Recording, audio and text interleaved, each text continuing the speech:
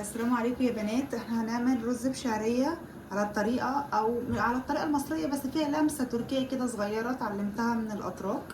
هي بيعملوا الرز بتاعنا كله زي بعضه، بس هي في سنة حاجة كده بيضيفوها، اقولها لكم عليها وانا ببقى شغالة.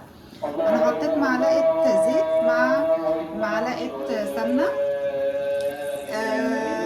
انا مش بحب يكون زيت قوي بس وسمنه بس، عشان الاتنين مع بعض بيبقى طعمهم حلو. السمنه بس بيبقى مدهن، زيت بس ما بيبقاش فيه طعم حلو قوي.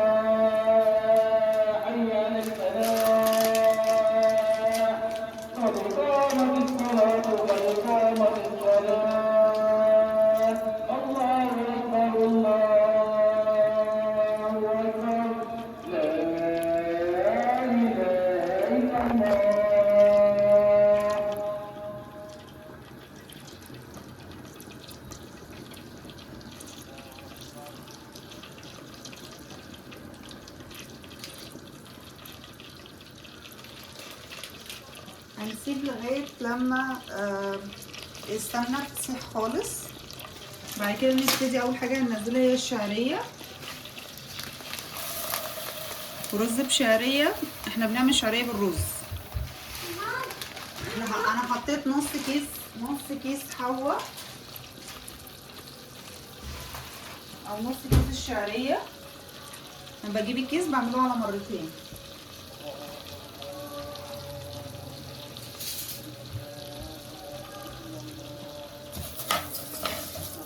بعد كده بنبتدي نقلب.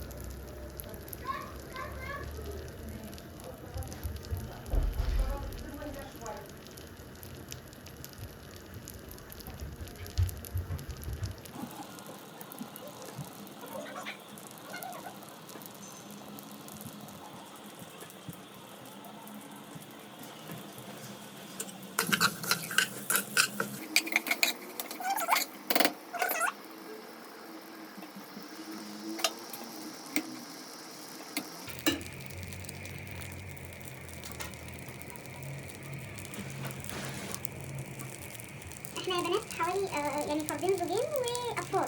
يعني مثلا انا بعمل اكل في 3 افراد بالغين، فانا غسلت الرز ماشي. انا عامله حوالي 300 جرام. 300 جرام كيلتهم ازاي؟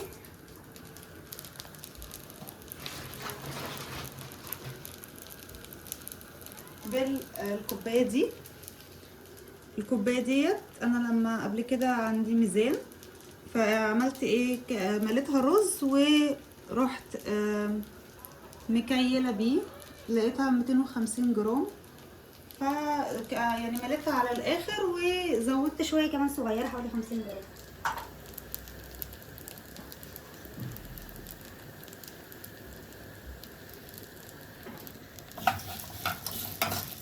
الشعريه بدات اهي تتحمر.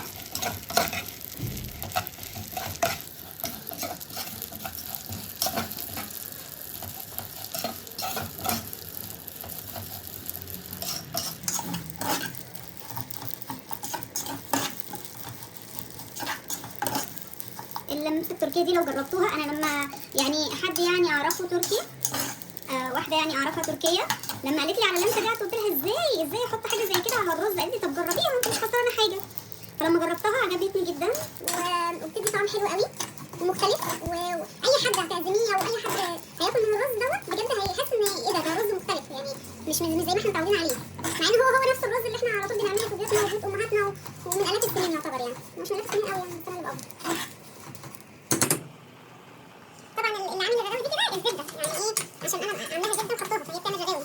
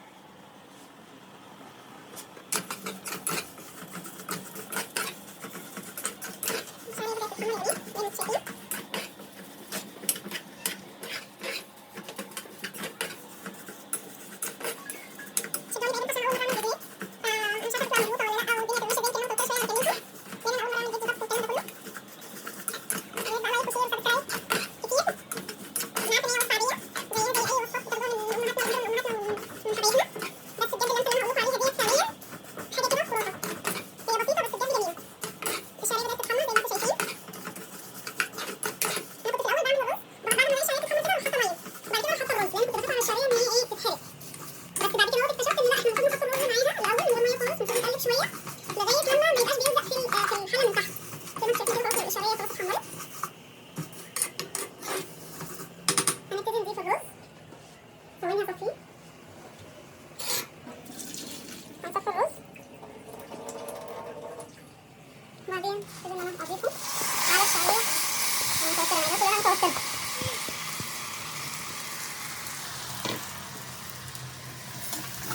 هنبتدي يا بنات زي ما انتم شايفين كده هنقلب.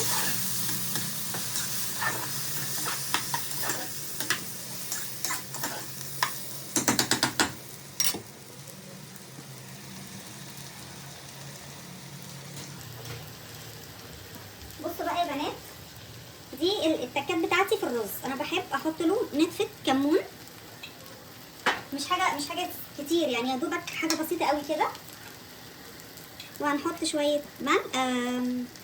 فلفل اسود، مش كتير برضو.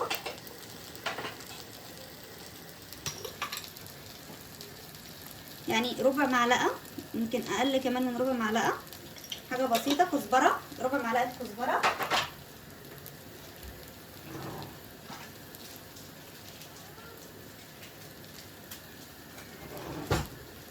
مرقه يا بنات، انا بفعص المرقه كده وهي لسه في البتاع، بحيث ان هي تبقى نازله ايه، بودره.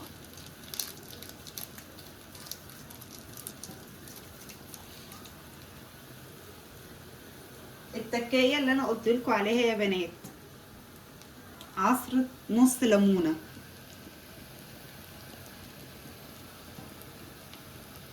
عصره نص الليمونه.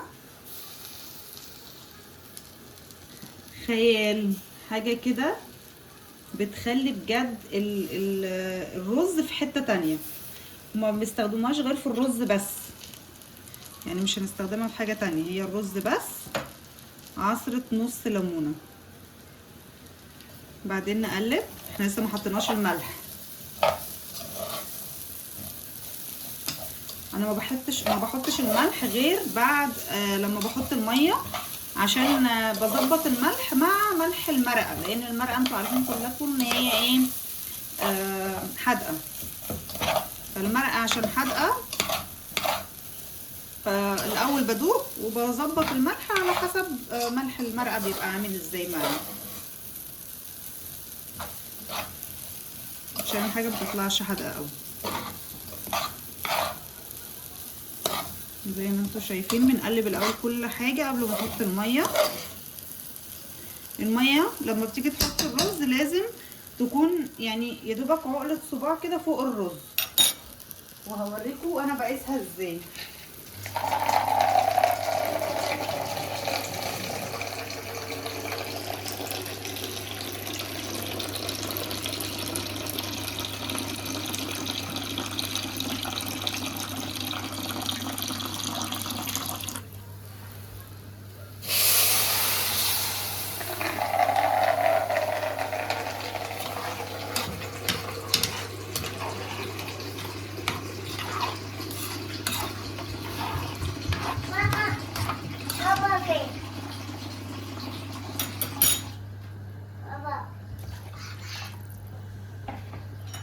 شايفين يا بنات اهو كده. شايفين يا ماما. ماما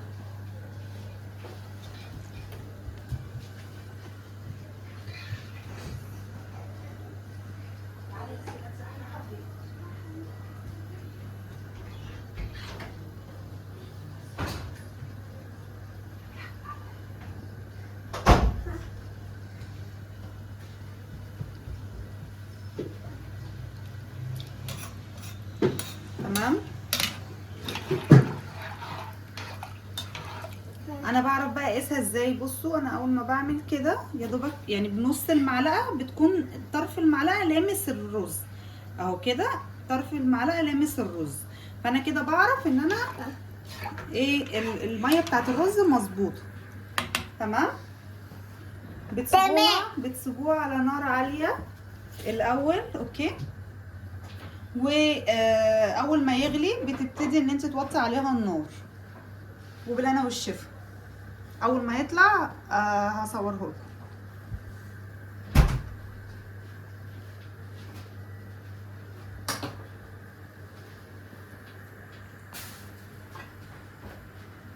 وبعد كده بنغطيه، بس بيغلي يا بنات اللهم بارك، بيبقى شكل الرز بعد ما بيطلع زي ما انتوا شايفين. بالهنا والشفا ليكوا كلكم.